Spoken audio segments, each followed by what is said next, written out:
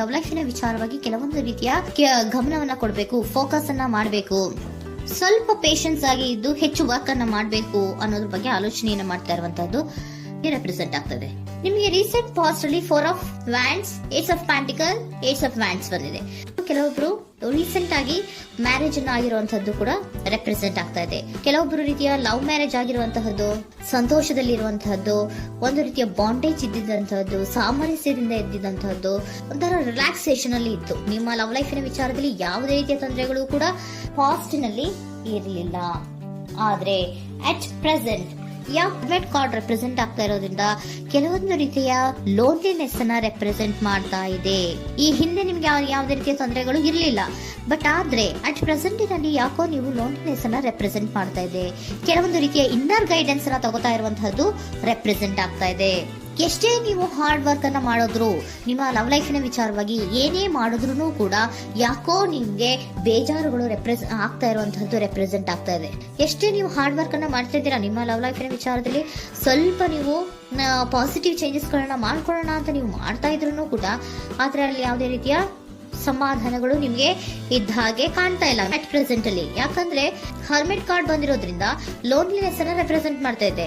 ನಿಮ್ಮ ಲವ್ ಲೈಫಿನ ವಿಚಾರವಾಗಿ inner guidance ಅನ್ನ ತಗೋತಾ ಇರುವಂತಹದ್ದು, ಏಕಾಂತವಾಗಿ ಕೂತ್ಕೊಂಡು ಯೋಚನೆಯನ್ನ ಮಾಡ್ತಾ ಇರುವಂತಹದ್ದು, ಏನಾಗಿದೆ ಅನ್ನೋದ್ರ ಬಗ್ಗೆ, ಯಾಕೆ ನಾನು ಲವ್ ಲೈಫಿನ ವಿಚಾರದಲ್ಲಿ ಏನೇ ಮಾಡಿದ್ರು ಉಳಿಸ್ಕೊಬೇಕು ಅಂತ ಪ್ರಯತ್ನ ಮಾಡ್ತಾ ಇದ್ರು, ಯಾಕೆ ಆಗ್ತಾ ಇಲ್ಲ ನನಗೆ, ಯಾಕೆ ನಮ್ಮಲ್ಲಿ ಅಸಮಾಧಾನಗಳು ಮೂಡ್ತಾ ಇದೆ, ಭಿನ್ನಾಭಿಪ್ರಾಯಗಳು ಬರ್ತಾ ಇದೆ, ಯಾಕೋ ಸಮಾಧಾನ ಆಗ್ತಾ ಇಲ್ವಲ್ಲ ಅನ್ನುವಂಥದ್ದು ಅಟ್ ಪ್ರೆಸೆಂಟ್ ಅಲ್ಲಿ ನಡೀತಾ ಇರುವಂತಹದ್ದು ರೆಪ್ರೆಸೆಂಟ್ ಆಗ್ತಾ ಇದೆ.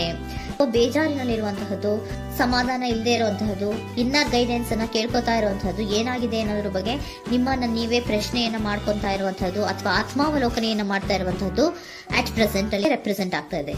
ಇಮಿಡಿಯೇಟ್ ಫ್ಯೂಚರ್ ಏನು ಹೇಳ್ತಾ ಇದೆ ನಿಮ್ಗೆ, ಯಾಕೋ ನೀವು ಟ್ರ್ಯಾಪ್ ಆಗಿರುವಂತಹದ್ದು, ಸಿಹಾಕೊಂಡಿರುವಂತಹದ್ದು ರೆಪ್ರೆಸೆಂಟ್ ಆಗ್ತಾ ಇದೆ. ಫೀಲಿಂಗ್ ಗಳಲ್ಲಿ ಸಿಕ್ಕಿ ಬಿದ್ದಂತಹ ಭಾವನೆಗಳು ನಿಮ್ಗೆ ರೆಪ್ರೆಸೆಂಟ್ ಆಗ್ತಾ ಇದೆ. ಯಾಕಂದ್ರೆ ಏನ್ ಮಾಡ್ಬೇಕು ಗೊತ್ತಾಗ್ತಿಲ್ಲ, ಹೇಗ್ ಮಾಡ್ಬೇಕು ಗೊತ್ತಾಗ್ತಿಲ್ಲ, ಹೇಗ್ ಮುಂದಕ್ಕೆ ಇಡಬೇಕು ಗೊತ್ತಾಗ್ತಿಲ್ಲ. ಪ್ರೆಸೆಂಟ್ ಅಲ್ಲಿ ನೀವು ಏನೇ ಪ್ರಯತ್ನ ಮಾಡಿದ್ರು ಏನು ಮಾಡಕ್ ಆಗ್ತಾ ಇಲ್ವಲ್ಲ, ಯಾಕೋ ನನ್ ಕೈಲಿ ಏನು ಮಾಡಕ್ಕೆ ಆಗ್ತಾ ಇಲ್ವಲ್ಲ, ಏನ್ ಮಾಡ್ಬೇಕು, ಯಾಕೋ ನಾನು ಮೂವೇ ಮಾಡಕ್ ಆಗ್ತಾ ಇಲ್ವಲ್ಲ ಅನ್ನುವಂತಹ ಆಲೋಚನೆಯನ್ನ ಮಾಡ್ತಾ ಇರುವಂತದ್ದು ರೆಪ್ರೆಸೆಂಟ್ ಆಗಿದೆ. ನೈಟ್ ಆಫ್ ಸೋರ್ಟ್ಸ್ ಬಂದಿದೆ. ನೀವೇನೋ ಆಕ್ಷನ್ಸ್ ಅನ್ನ ತಗೊಳ್ದೇ ಇದ್ರೆ ಇಮಿಡಿಯೇಟ್ ಅಲ್ಲಿ ನೀವೇನಾದ್ರೂ ಆಕ್ಷನ್ಸ್ ಅನ್ನ ತಗೊಳ್ಳೋದ್ರ ಕಡೆಗೆ ಹೆಚ್ಚು ಗಮನವನ್ನ ಕೊಡಬೇಕಿತ್ತು.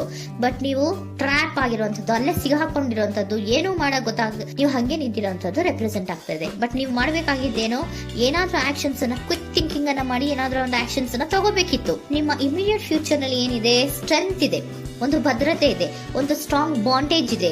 ಲವ್ ಲೈಫಿನ ವಿಚಾರದಲ್ಲಿ ನಿಮ್ಗೆ ಏನು ಲವ್ ಲೈಫಿನ ವಿಚಾರದಲ್ಲಿ ಸ್ಟ್ರಾಂಗ್ ಬಾಂಡೇಜ್ ಇದೆ, ಒಂದು ಭದ್ರತೆ ಇದೆ, ಎಲ್ಲವೂ ಇದ್ರೂ ಕೂಡ ನಿಮ್ಮಲ್ಲಿ ನಿಮಗೆ ಸ್ವಲ್ಪ ಕೆಲವೊಂದು ಅನುಮಾನಗಳು ಇದೆ. ಆ ವಿಚಾರಕ್ಕೆನೆ ನೀವೇನು ಆಕ್ಷನ್ಸ್ ಅನ್ನ ತಗೊಳ್ಳೋದ್ರೆ ಸುಮ್ಮನೆ ಇರುವಂತಹದ್ದು, ಟ್ರ್ಯಾಪ್ ಆಗಿರುವಂತಹ ಸ್ಥಿತಿಯಲ್ಲಿ. ಯಾಕಂದ್ರೆ ಎಲ್ಲ ಇದ್ರೂ ಕೂಡ ನಿಮ್ಮಲ್ಲಿ ಯಾವುದೋ ಒಂದು ರೀತಿಯ ಅನುಮಾನಗಳು, ನಿಮ್ಮನ್ನೇ ನೀವು ಅನುಮಾನಿಸ್ತಾ ಇರುವಂತಹದ್ದು ರೆಪ್ರೆಸೆಂಟ್ ಆಗ್ತಾ ಇದೆ.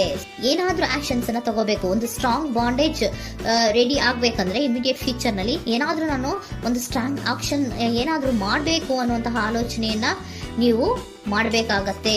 ಆತರ ಮಾಡಿ ನೀವು ಇಮಿಡಿಯೇಟ್ ಫ್ಯೂಚರ್ ನಲ್ಲಿ ಕೆಲವೊಂದು ರೀತಿಯ ಕಮ್ಯುನಿಕೇಶನ್ ಗಳನ್ನ ಮಾಡುವಂತದ್ದು ರೆಪ್ರೆಸೆಂಟ್ ಆಗ್ತಾ ಇದೆ. ಒಂದು ಸ್ಟ್ರಾಂಗ್ ಬಾಂಡೇಜ್ ಇರಬೇಕು.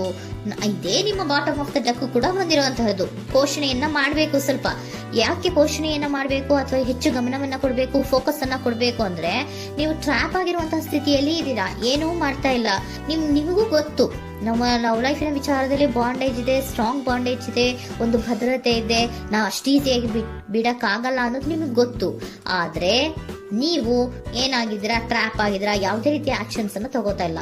ಸೊ ಯಾವಾಗ ನೀವು ಆಕ್ಷನ್ ಅನ್ನು ತಗೊಳ್ಳೋ ಕಡೆಗೆ ಹೆಚ್ಚು ಗಮನವನ್ನ ಕೊಡ್ತೀರೋ ಅಲ್ಲಿ ಒಂದು ರೀತಿಯ ಸ್ಟ್ರಾಂಗ್ ಬಾಂಡೇಜ್ ಅನ್ನ ಬರುವಂತದ್ದು. ಆಗ ನೀವು ಕರೆಕ್ಟ್ ಆಗಿ ಕಮ್ಯುನಿಕೇಶನ್ಸ್ ಅನ್ನ ಮಾಡಕ್ಕೆ ಸಾಧ್ಯ ಆಗೋದು.